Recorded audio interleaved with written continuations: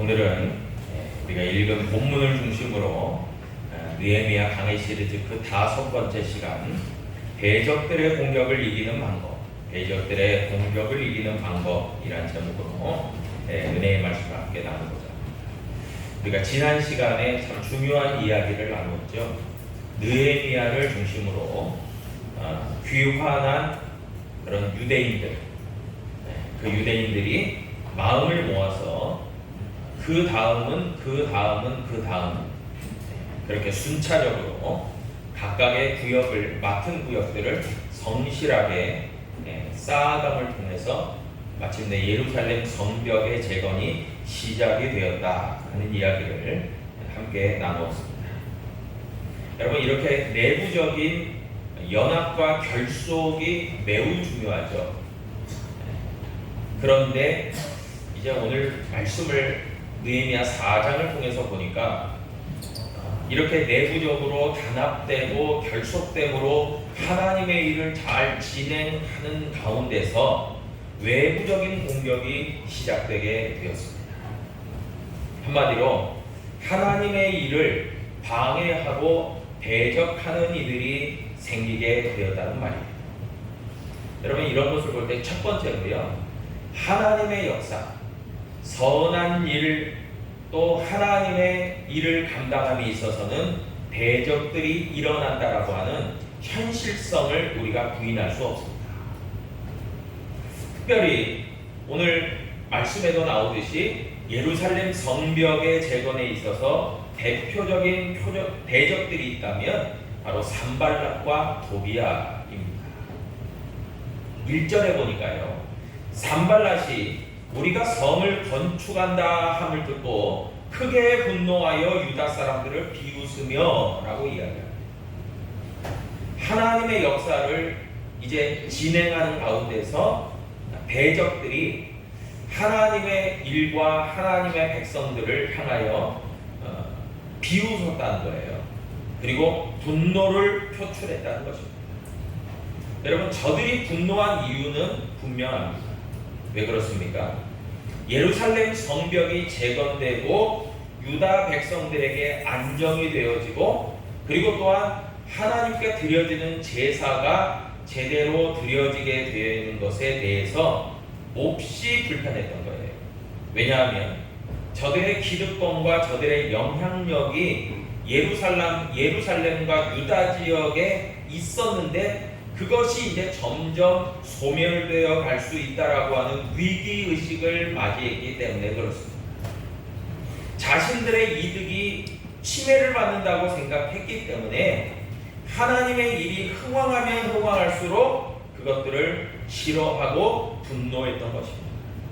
여러분, 이와 같이요, 하나님의 일이 잘 진행되고 오늘로 말하면 하나님의 교회가 든든히 서가고 하나님 나라가 확장되는 것을 제일 싫어하는 그런 악의 영들의 대적자들의 공격은 오늘날도 계속되고 있다는 것을 여러분 꼭 기억하시길 바랍니다.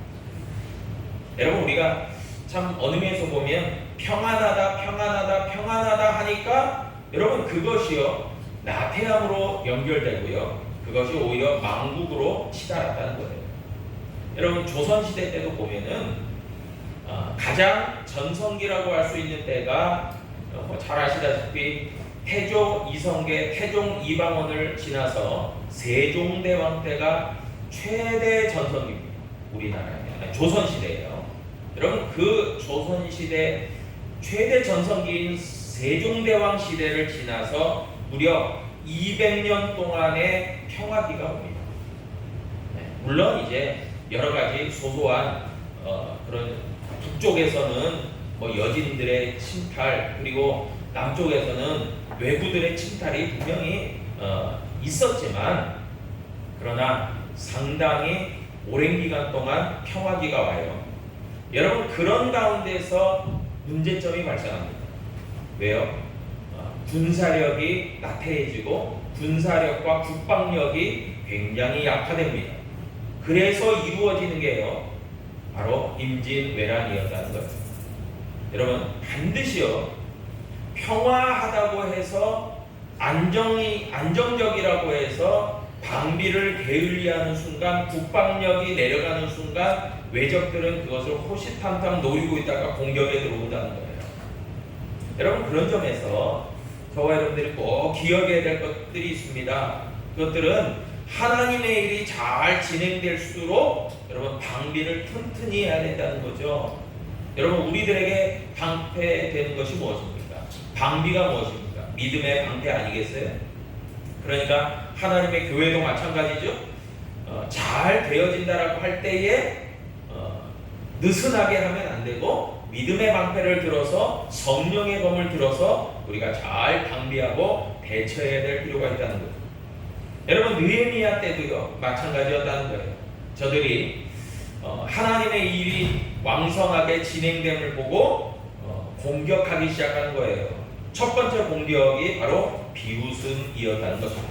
여러분, 비웃음이라는 것은요 매우 효과적이고 탁월한 무서운 공격 방법입니다. 여러분, 오늘날 우리 남북한이 배치되어 있는 가운데서도 우리가 잘 알지는 못하지만 지금도 휴전선 쪽에서는 상당한 긴장 관계 속에서 서로가 심리전을 하고 있습니다. 물론 이제 뉴스를 통해 보니까 서로 비방하는 그런 스피커들을 다 제거하자, 그래서 화해 모드로 가자, 뭐 이런 뉴스들도 접하기는 하지만 그러나 여전히 긴장 관계가 유지되고 있고 서로가 심리전을 하고 있습니다. 그래서 많은 탈북자들을 보니까요, 탈북자들이 휴전선 쪽에서도 탈북자들이 많고 압록강 두만강 쪽에서도 탈북자들이 많더라고요. 이유가 있어요. 압록강 두만강 지역은 북한과 중국의 접경지대이기 때문에 중국으로 탈출하기가 쉬워요. 그래서 탈북자들이 많고요. 그런데 왜 휴전선 쪽으로 황해남도 그리고 강원도 쪽으로 또 우리나라로 들어오는 탈북자들이 여럿 있다는 거예요. 많이 있다는 거예요. 이유가 있대요. 계속해서 우리나라에서도 대북 선전을 합니다. 심리 선전을 하는 거예요. 그래서 우리나라 자유 대한민국의 품에 안겨라. 그러면은 너희를 반겨주겠다, 환영해주겠다. 계속 하는 겁니다. 근데 그것들이요 다 그쪽에 있는 사람들에게 심리적으로 작용을 한다는 거예요. 그래서 자유 대한민국? 자유가 뭐지? 그러면서 관심도 갖고 호기심도 가지면서 우리나라로 들어오는 탈북자들이 많이 생기고 있다는 거예요. 여러분, 이처럼요 심리적인 것들이 굉장히 중요합니다. 그래서 비웃는다라는 것은요 단순히 그냥 감정적인 것으로 그치는 것이 아니고요, 굉장히 심리적으로 작용하고 감정적으로 동요를 시켜서 비웃음을 당하게 되면 사람이요 맥이 빠지고 의기소침해지고 사기가 꺾이게 됩니다. 그래서 이 산발락과 도비아는요 심리전을 먼저 쓰는 거예요. 그리고 이제 오늘 본문 말씀 3절에 보니까요, 암몬 사람 도비아는 곁에 있다가 이르되 그들이 건축하는 돌 성벽은 여우가 올라가도 곧 무너지리라. 이것도 심리전이죠. 심리전. 여러분, 대적자들이 말하기를 지금 유다인들이 최선을 다해서 예루살렘 성벽을 재건하고 있는데 그 성벽은 어찌나 허술한지 여우가 올라가도 무너질 거다. 그렇게 비아냥거렸다는 거예요. 여러분, 이처럼 심한 말로 비웃고 업신여겼다는 것, 여러분 이것들은요 수고하고 애쓰고 참 노력하는 사람들의 힘을 빠지게 하는 거예요. 그리고 그들의 수고와 노력을 평가절하하는 말들이었어요. 그러니까 얼마나 상당히 노련하고도 탁월한 어떤 공격 방법을 대적들은 쓰고 있었다라는 것입니다. 지난달이요 믿음의 조상 아브라함의 아내 사라가 있어요. 이 사라가요 이제 경수가 끊어지고 아기를 낳지 못하는 그런 가운데서 상당히 늙어진 거죠. 그런 가운데서 하나님의 약속의 말씀을 듣습니다. 그런데 사라가 어떻게 했냐면 창세기 18장 12절에 보니까요, 사라가 속으로 웃고 이르되 내가 노쇠하였고 내 주인도 늙었으니 내가 어찌 즐거움을 누리리요 라고 속으로 비웃었다는 거예요. 여러분, 이 비웃음은요, 어떤 의미입니까? 하나님의 약속을 바라보지 못하고 확신하지 못하는 불신앙적 자세와 태도였다는 거예요. 여러분, 이런 그 비웃음도 하나님의 약속을 제대로 확신하지 못하는 불신앙이었어요.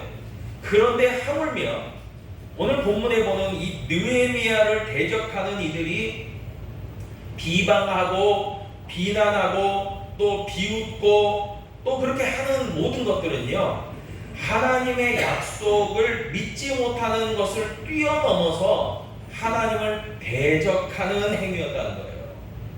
여러분, 잘 생각하셔야 돼요. 느헤미야와 유다 백성들을 공격하는 것 같지만 그러지 않습니다. 산발락과 도비야가 예루살렘에 있는 그들을 공격하는 것은 또한 누구를 공격하는 거냐면 하나님을 공격하는 거였어요. 하나님의 역사를 방해하고 대적하고 공격하는 거였다는 거예요. 그러니까 이게 굉장한 심각한 죄이자 불신앙적 태도였다는 거죠. 하나님을 부인하는 거예요. 하나님을 대적하는 거예요. 하나님의 약속을 무시하는 거예요. 이런 것들이 굉장히 만연되어 있는 그런 상태였다는 거죠. 여러분, 이런 가운데서 느헤미야와 유다 백성들은 동요가 되는 거예요. 마음이 흔들리는 겁니다. 불안한 겁니다. 아, 저들의 이야기처럼 저렇게 되는 거 아닌가? 이렇게 맥 빠지는 상태였다는 거예요. 여러분, 그럴 때에 두 번째로 이들의 비난과 비웃음에 맞대응하는 이제 느헤미야와 유다 백성들의 전략이 나옵니다. 여러분, 싸우려면요, 좀 머리도 있어야 돼요. 그냥 무턱 대놓고 시비를 걸어오니까 싸우면 안 돼요.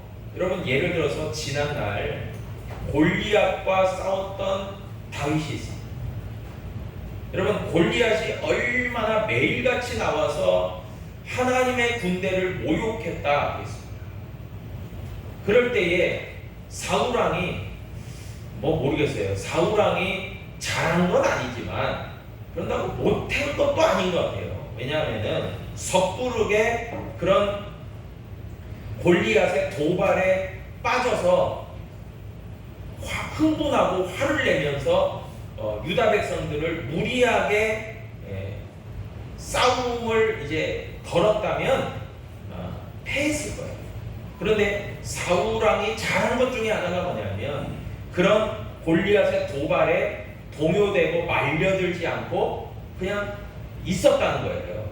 근데 사실 굉장히 비굴하고 그런 자세지만 아무튼 그런 부분들은 우리가 생각해 볼 수 있습니다. 그런데 전략이 뭐였어요? 하나님의 숨겨진 비밀 병기가 있었죠. 골리앗도 모르고 블레셋도 몰랐어요. 사울도 몰랐어요. 하나님만 아시죠. 누구였습니까? 다윗입니다. 여러분, 다윗은요, 하나님의 숨겨진 비밀 병기입니다. 그 고작 청소년의 나이밖에 안 되는 그 다윗이요, 하나님의 전략 무기였다는 거예요. 여러분, 그런 의미에서요, 저와 여러분들도 영적으로 대적과 맞서 싸울 때 전략 무기가 필요합니다. 강력한 무기가 필요해요. 그런데 오늘 느헤미야는요, 이 산발락과 도비야 같은 대적자들의 조롱과 비웃음에 몹시 감정도 상하고 마음도 동요될 수 있고 낙심될 수 있는 상황 가운데 있었지만 저들과 똑같은 방법으로 맞대응하지 않았다는 거예요. 느헤미야는 다른 방법을 사용합니다. 그게 바로 4절 이하에 나오는 하나님께 탄원하는 기도였어요. 탄원 기도. 여러분, 4절에 보니까요, 뭐라고 이야기합니까? 우리 하나님이여, 들으시옵소서. 우리가 업신여김을 당하나이다. 원하건대 그들이 욕하는 것을 자기들의 머리에 돌리사 노략거리가 되어 이방에 사로잡히게 하시고. 여러분, 느헤미야의 지혜를 우리가 여기서 엿보게 돼요. 우리는 흔히요, 감정적으로 동요되고 흥분해서 마치 눈에는 눈, 이에는 이라는 식으로, 예를 들어서 도로를 운전할 때 누군가가 나에게 위협했을 때 내가 보복해야 되겠다라고 했을 때는요, 서로 간에 큰 피해가 나고 어려움이 되죠. 사고가 나죠. 여러분, 그런 맞대응은 지혜롭지 못하고 어리석은 거죠.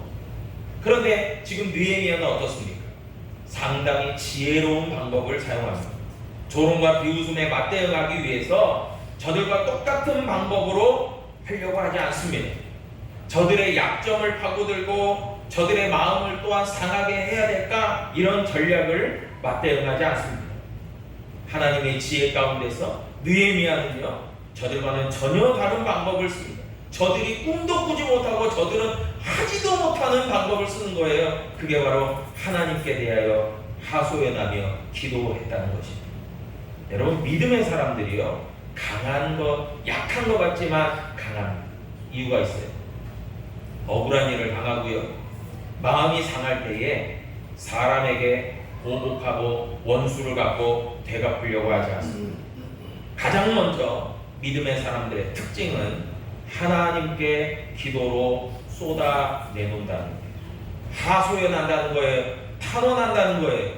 여러분, 성경에서는요, 그런 탄원적 기도가 많이 등장합니다.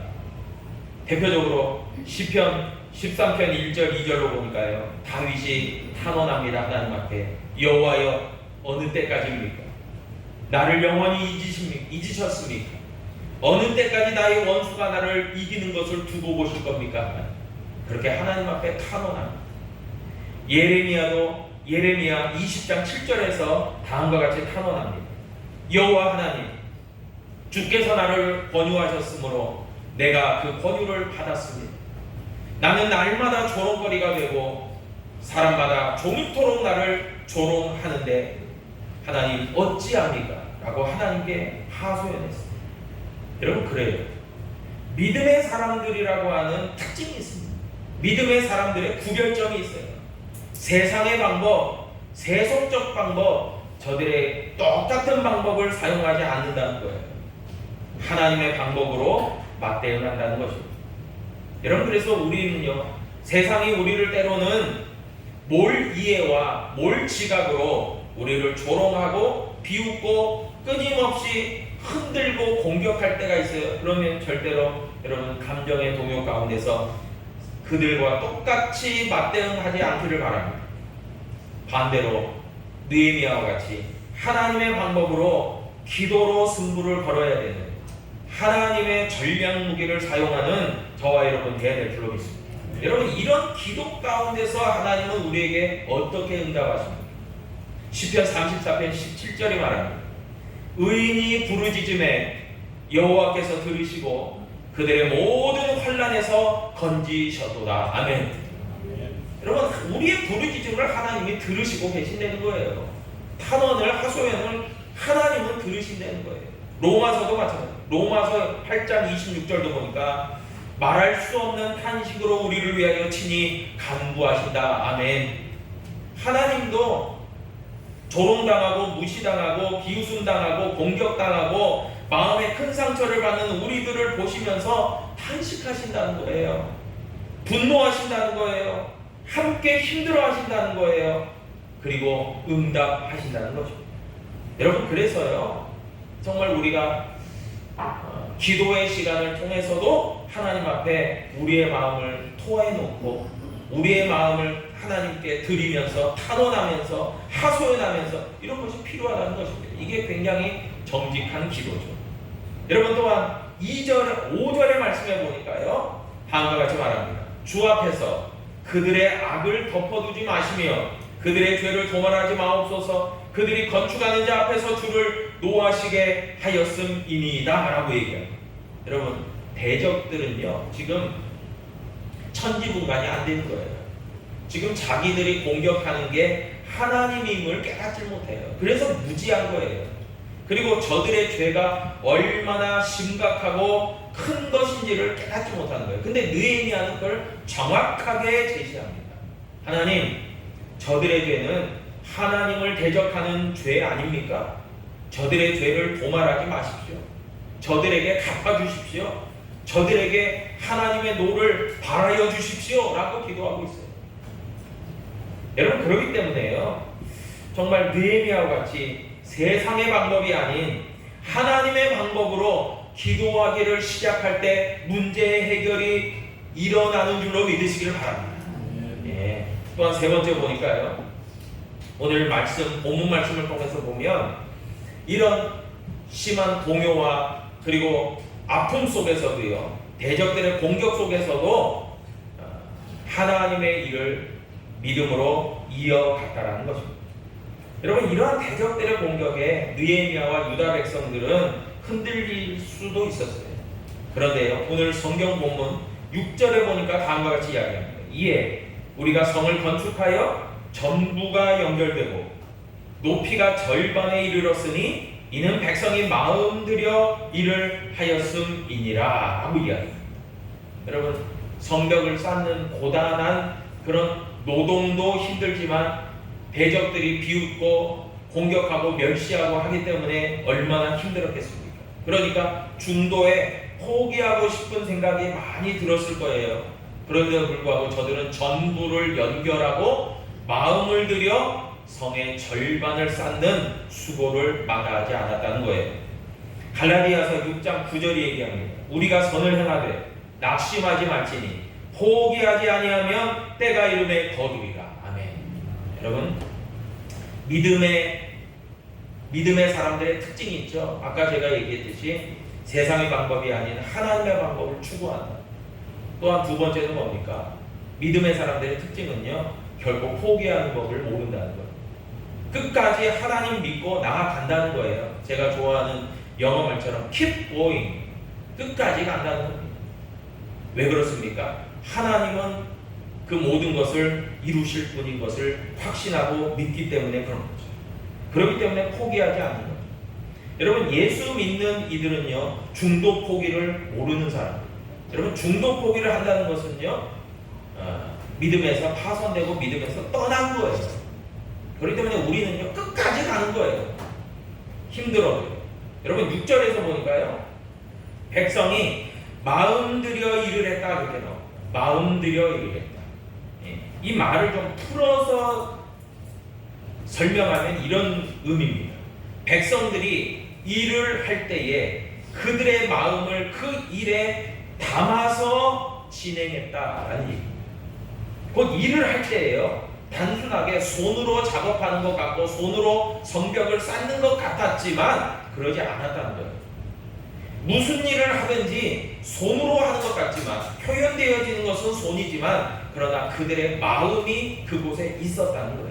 즉, 마음을 들여서 한다는 것은요, 전심으로 그 일을 감당했다라는 것입니다. 결국 억지로가 아니었어요. 저들의 믿음이 있었기 때문에 전심을 가지고 하나님의 일을 감당했다는 거예요. 여러분, 그렇기 때문에요, 당시에 이 느헤미야와 백성들이 얼마나 흔들리는 상황 속에서도 흔들리지 않는 의지와 결단을 가지고 임했는지를 우리가 잘 깨닫게 됩니다. 고린도전서 15장 58절이 얘기해요. 항상 주의 일에 더욱 힘쓰는 자들이 되라 얘기해요. 여러분, 마음 들여 힘쓴다, 여러분 저절로 됩니까? 그냥 가만히 있는데 마음이 가는 거 가고 또 내가 애쓰고 수고해야지, 이게 됩니까? 애를 써야죠. 노력을 해야죠. 그냥 대충 그냥 뭐 알아서 되겠지, 여러분, 알아서 되겠지라는 거 없습니다. 이제 좀 이따 오후 예배 때 우리 학생들 준비한 그 워십 댄스가 있는데요. 솔직히 말해서 수련회 때 그리고 지난주 학생 예배 끝나고 연습하는데 제가 저 뒤에서 지켜보는데 상당히 엉망이죠. 그래서 자, 저거로 과연 헌신 예배 때 이게 발표가 되나? 상당히 망설여졌는데 오늘 안심이 됐어요. 왜냐하면은 오늘 와가지고 보니까 우리 예은이가 이제 회장인데 아이들한테 다 했대요. 야, 너희들 교회 못 오고 이제 학원 가고 학교 가야 되니까 못 오지만 너희들 집에서라도 열심히. 그러니까 은혁이가요, 참 순종적입니다. 저녁 12시까지 했대요. 네. 그래서 이제 아까 학생회 예배 끝나고 연습을 하는데 너무 잘하는 거예요. 네. 지난주는 좀 상당히 불안했는데 오늘 보고 야, 어떻게 저렇게 발전했지? 네. 여러분, 저는 그런 생각을 해봐요. 아이들도 그래 헌신 예배 드리는데 최선을 다해서 열심히 준비해서 그렇게 워십 댄스 하나님 앞에 또 이렇게 발표해야지, 성도들 앞에서 발표해. 그럼 마음을 들여서 한 거예요. 마음을 안 들이고 억지로 했다면 되겠습니까? 안 되죠. 이런 마찬가지예요.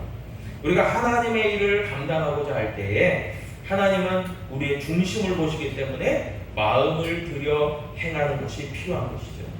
그것이 너무나 중요합니다. 그 6절이 오늘 분명하게 그것을 말씀해주고 있습니다. 여러분, 그렇기 때문에요, 결론적으로 우리는 하나님의 선한 일을 감당할 때 꼭 막아끼는 것처럼 대적들의 공격이 있을 수 있다라는 현실적인 것을 우리가 잘 깨닫고 우리가 분명한 준비와 방비를 해야 될 필요가 있고요. 그러면서 저들이 우리를 동요시키고 우리를 낙심케 하고 절망케 하고 공격이 들어와도요, 절대로 세상의 방법이 아닌 하나님의 방법으로 대처하며 하나님께 기도하며 믿음으로 나아가며 그리고 기꺼이 가며 그리고 마음을 들여서 하나님의 일을 기꺼이 감당할 때에 하나님은 우리와 늘 함께 하시며 힘이 되시고 능력이 되시는 하나님이 되실 줄로 믿습니다.